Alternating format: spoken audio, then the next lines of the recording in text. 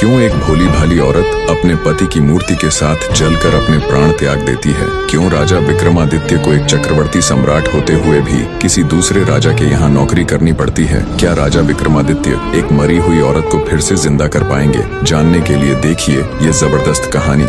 एक ब्राह्मण अपनी पत्नी के साथ उज्जैन नगर में रहता था। ब्राह्मण की पत्नी सुशीला बड़ी पतिव्रता स्त्री थी। ब्राह्मण कहने के लिए तो राजा के यहाँ नौकर था, परंतु राजा विक्रम ब्राह्मण से कोई कार्य नहीं करवाते थे। बस हर माह घर बैठे उस ब्राह्मण की तनख्वाह भेज दिया करते थे। ब्राह्मण को राजा की तनख्वाह खाते खाते जब काफी अरसा हो गया तो एक दिन वह अपनी पत्नी से बोला, भाग्यवान, राजा का धन खाते खाते काफी लंबा समय हो गया, किंतु राजा ने बदले में मुझसे कोई काम नहीं लिया। इस भार से मैं कैसे कर्ज मुक्त हो सकूंगा? अंततः पत्नी से विचार कर वह राजा के पास पहुंचा और बोला, राजन, आपकी रकम खाते खाते मुझे काफी समय हो गया, लेकिन आपने मुझसे कोई काम नहीं लिया। इस प्रकार मैं कैसे कर्ज मुक्त हो सकूंगा? मेरी इच्छा है कि आप मुझसे कोई काम लें ताकि मैं आपके ऋण से मुक्त हो जाऊं। ब्राह्मण की बात सुनकर राजा बोला, हे ब्राह्मण, मेरी प्रतिज्ञा है कि मैं किसी ब्राह्मण से काम नहीं लेता, पर फिर भी आपकी यही इच्छा है तो मेरे कहने से गंगा स्नान कराओ और एक कलश गंगा जल मेरे लिए भी लेते आना। यही है आपका कार्य। राजा के वचन सुनकर ब्राह्मण अत्यंत प्रसन्न होकर अपने घर आया और सारा हाल अपनी पत्नी से कह सुनाया। वह बोली, स्वामी, आप चले जाओगे तो मैं आपके पीछे अन्न जल कैसे ग्रहण करूंगी? मेरा तो यह नियम है कि बिना आपके दर्शन किए अन्न जल ग्रहण नहीं करती। ब्राह्मण बोला, मैं अपनी मूर्ति बनवाकर घर के अंदर स्थापित कर दूंगा, तू उसके दर्शन करके अपना गुजारा कर लेना। यह कहकर उसने अपनी मूर्ति बनवाई और घर में स्थापित करवा दी और आवश्यक सामान ले राजा के पास जाकर बोला, महाराज, अब मैं जा रहा हूँ, मुझे आज्ञा दीजिए और मेरे पीछे से कृपा करके मेरी पत्नी की खैर खबर लेते रहना। उसको अब मैं आपकी शरण में छोड़े जा रहा हूँ। ब्राह्मण के वचन सुनकर राजा विक्रमादित्य बोला, हे ब्राह्मण, आप किसी बात की चिंता न करें और निश्चित होकर जाएं। आश्वासन देकर राजा ने उसे मार्ग व्यय के लिए धन देकर विदा कर दिया। ब्राह्मण के गंगा स्नान पर जाने के बाद ब्राह्मणी हर रोज पहले उसकी मूर्ति को भोग लगाती और बाद में खुद खाती। एक दिन ब्राह्मण के पड़ोस में आग लग गई। वह आग इतनी तेजी से फैली कि देखते ही देखते ब्राह्मण ब्राह्मणी के घर तक आ पहुंची। ब्राह्मणी अपने घर में लगी आग देखकर अपने पति की मूर्ति से कहने लगी, हे स्वामी, घर में आग लग गई है, कृपया बाहर चलो। जल्दी ही आग ने पूरे घर को अपने चपेटे में ले लिया, परंतु ब्राह्मणी टस से मस न हुई और वो उस ब्राह्मण की मूर्ति के आगे वही शब्द दोहराती रही, स्वामी, घर में आग लग गई है, बाहर चलो। आखिर ब्राह्मणी आग में ब्राह्मण की मूर्ति के साथ चिपट जलकर मर गई। जब राजा विक्रम को ये बात पता चली तो वो माथा पकड़कर बैठ गया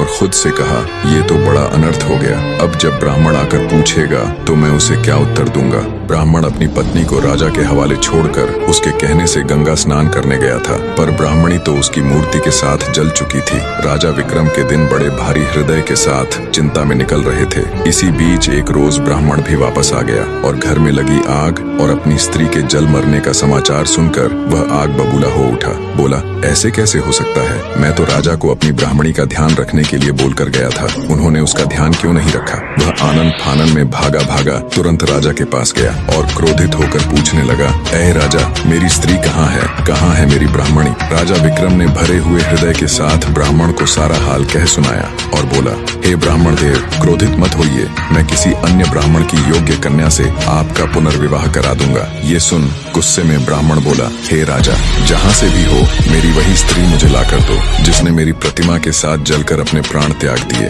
अन्यथा मैं यही आपके दरबार में अपना सिर पटक पटक कर अपनी जान दे दूंगा। और याद रखना राजा, तुम्हें एक नहीं बल्कि 2 निरपराध लोगों की हत्या का पाप लगेगा, तुम्हें एक ब्राह्मण का श्राप लगेगा। राजा ने लाचार होकर कहा, शांत हो जाइए ब्राह्मण देव, तनिक मेरी बात सुनिए और जो मैं कह रहा हूँ वैसा करिए। अपनी स्त्री के अस्थि अवशेष संचय कर उन्हें रख लीजिए और मुझे 1 माह का समय दीजिए, मैं तुम्हारी स्त्री को जीवित करने की कोई युक्ति करता हूँ। ये सुन ब्राह्मण कुछ शांत हुआ और जैसा राजा ने कहा था वैसा ही किया। राजा विक्रम अपना राजकाज अपने मंत्रियों को सौंपकर सादे बाणे में अमृत की तलाश में चल पड़ा। चलते चलते कई दिनों के बाद वो एक गांव में पहुंचा। कई दिन चलने की थकान के कारण वो एक मकान के दरवाजे पर पड़ी चारपाई देख थका मांदा उसी पर बैठ गया। उस मकान में एक वृद्धा और उसकी पुत्र वधू रहती थी। वृद्धा का बेटा बहुत दिनों से कहीं बाहर गया हुआ था। उसी के संताप में उसकी पुत्र वधू और वो हमेशा दुखी रहती थी। थोड़ी देर बाद जब वृद्धा की पुत्र वधू बाहर आई और उसने राजा को वहां बैठा देखा तो मन में सोचने लगी, हो न हो यही मेरा पति है। इसकी सूरत और उम्र दोनों मेरे बहुत दिनों से बाहर गए पति से मेल खाती हैं। यह बात मन में विचार करके वह भीतर गई और अपनी सास से कहने लगी, माँ जी, मुझको ऐसा प्रतीत हो रहा है कि आपका बेटा लौट आया है और बाहर द्वार पर बैठा है। बहू की बात सुनकर बुढ़िया खुश हो दौड़कर दरवाजे पर आई। जब उसने राजा विक्रम को देखा तो उसे भी वो बिल्कुल उसके बेटे की तरह जान पड़ा। वृद्धा बोली, बेटा तू बाहर क्यों बैठा है? चल अंदर चल। कहाँ था तू इतने दिनों से? देख, तेरी याद में तड़प तड़प कर मेरी यह दुर्दशा हो गई और तूने एक बार भी मेरी सुध नहीं ली। वृद्धा की बात सुनकर राजा विक्रम हड़बड़ाया और सोचने लगा, हे ईश्वर, ये क्या नई बला मेरे सिर आन पड़ी। वह वृद्धा से बोला, माँ, मैं तेरा बेटा नहीं हूँ, पर तू अपने बेटे का हाल बता। मैं तुझे तेरे पुत्र से मिलाने की कोशिश जरूर करूंगा। बूढ़ी औरत रोते हुए राजा को अपनी बात बताने लगी। मेरा बेटा जब 12 वर्ष का था तब उसका विवाह हो गया था। विवाह के कुछ ही दिन बाद वो कहीं चला गया। आज 20 वर्ष होने को आए मगर उसकी कोई खैर खबर नहीं। वो अब तक लौट कर नहीं आया। उसकी पत्नी बेचारी चिंता में सूख कर कांटा हो गई है। राजा बोला, बुढ़िया माई, क्या तुझे उसके या उसके किसी पते के बारे में मालूम है कि वह कहाँ है? वृद्धा ने कहा, मैंने कुछ लोगों से सुना है कि दक्षिण दिशा में वीरसेन नामक राजा राज्य करता है, जो हर रोज गरीबों में 1.25 मन सोना दान करता है। उसी राजा के महल में मेरा बेटा दुर्जन नौकरी करता है। तब विक्रमादित्य ने कहा, बुढ़िया माई, अब तू किसी बात की चिंता मत कर। ईश्वर चाहेगा तो तेरा बेटा शीघ्र ही तुझसे आकर मिलेगा। इतना कहकर राजा विक्रम वहां से दक्षिण दिशा की ओर चल दिए। कुछ दिनों की यात्रा के पश्चात वे दक्षिण दिशा पहुंच गए। विक्रम वहां से पूछते पूछते राजा के महल के द्वार पर पहुंचा और द्वारपाल से बोला, भाई, आप दुर्जन को मुझ पथिक का संदेश भिजवाने का कष्ट करें कि तुम्हारे गांव से एक आदमी आया है और वह तुमसे मिलना चाहता है। द्वारपाल ने भीतर जाकर दुर्जन को विक्रम का संदेश दे दिया, जिसे सुनकर वह द्वार पर आया और विक्रम को अपने गांव का निवासी समझकर उसे अपने डेरे पर ले गया। विक्रमादित्य ने कहा, भाई, तुमको ऐसा नहीं करना चाहिए था। जब से तुम आए हो तब से घर की सूरत तक नहीं देखी। तुम्हारे घर तुम्हारी माता और पत्नी रो रो कर दिन बिताती हैं। तुम्हारे लिए उचित यही है कि जैसे भी बने शीघ्र ही उनकी सुध लो। दुर्जन बोला, भाई, मैं क्या करूं? विवश हूं। न तो महाराज मुझे छुट्टी देते हैं, न इस्तीफा लेते हैं। फिर भला मैं किस प्रकार जा सकता हूं? विक्रम बोला, इसकी तुम चिंता न करो, तुम्हारे बदले में मैं नौकरी कर लूंगा। अब दुर्जन ने राजा से कहा, महाराज, मेरा भाई गांव से आया है। वह मेरे बदले आपके यहाँ नौकरी करेगा। आप कृपा कर मुझे कुछ दिनों के लिए छुट्टी दे दें, क्योंकि मेरी माँ व पत्नी मेरे लिए बहुत व्याकुल हैं। राजा वीरसेन बोला, अच्छा, अपने भाई को नौकरी पर छोड़कर तुम 1 महीने के लिए अपने घर हो आओ। यह सुनकर दुर्जन ने विक्रम को नौकरी पर छोड़ा और स्वयं राजा से विदा लेकर अपने घर को चल दिया और विक्रम उसके बदले नौकरी करने लगा।